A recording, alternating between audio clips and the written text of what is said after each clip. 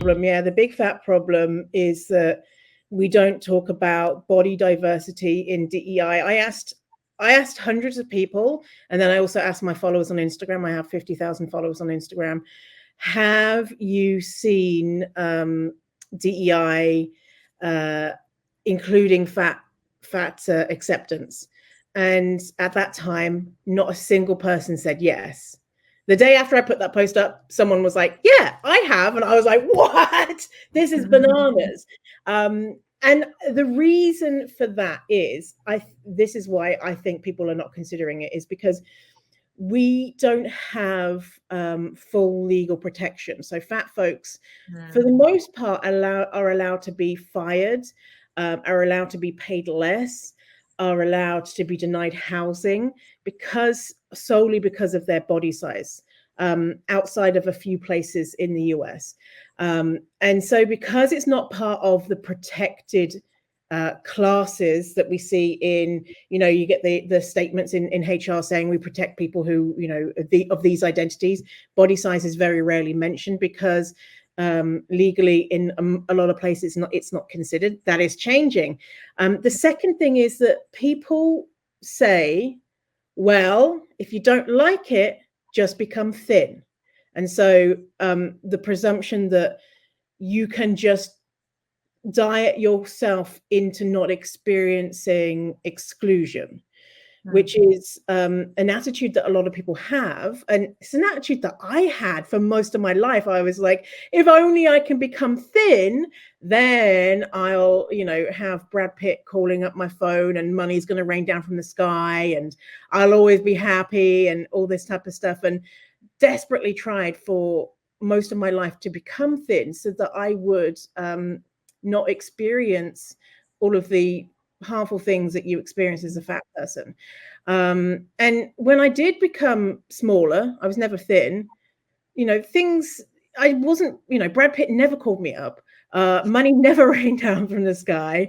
People did treat me nicer, but becoming thin for most people is not possible.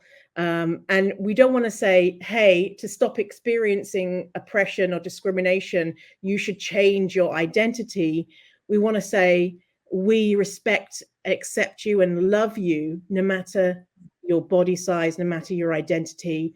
We don't want to subscribe to the idea that people should change their bodies in order to get respect. Because we should just have it just for being a human. So there's the 4 eyes of oppression, and we can apply that 4 eyes of oppression lens to fat liberation. And so the 4 eyes being intrapersonal or internalized. So intrapersonal or internalized anti-fat bias is the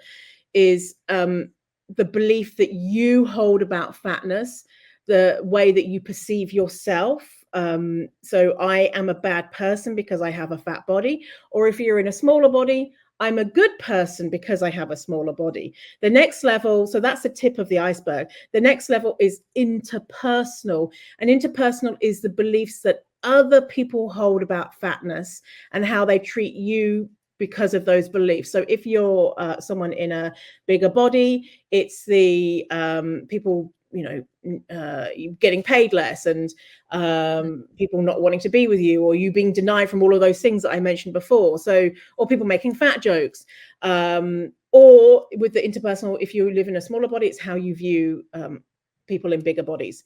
So that's like the surface level stuff that we see. Below the surface is institutional. So the beliefs society holds about fatness and how it treats others due to those beliefs. And so we have anti-fatness embedded into the policies of the world.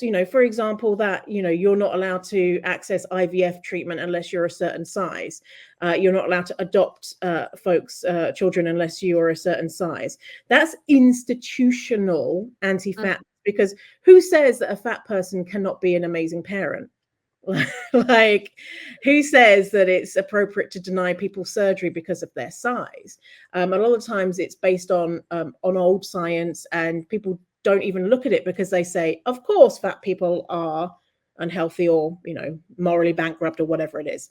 And the final level is ideological fat phobia, or anti-fat bias. And that's the idea that fat people are inferior, ethically or morally inferior, and don't deserve dignity and respect. And it's a social and cultural and political belief. And so some people may be listening to us and having this like, yeah, but we don't want to encourage people to be fat, or this sounds like, we're encouraging people to be unhealthy. That's the ideological anti-fat bias. And we all have it. So no shame to anyone who has those beliefs. We all have it. And it's unlearning that stuff. So if those things are coming up for you, that's really helpful on areas maybe that you might want to focus on to unlearn these anti-fat beliefs that we all have inside us.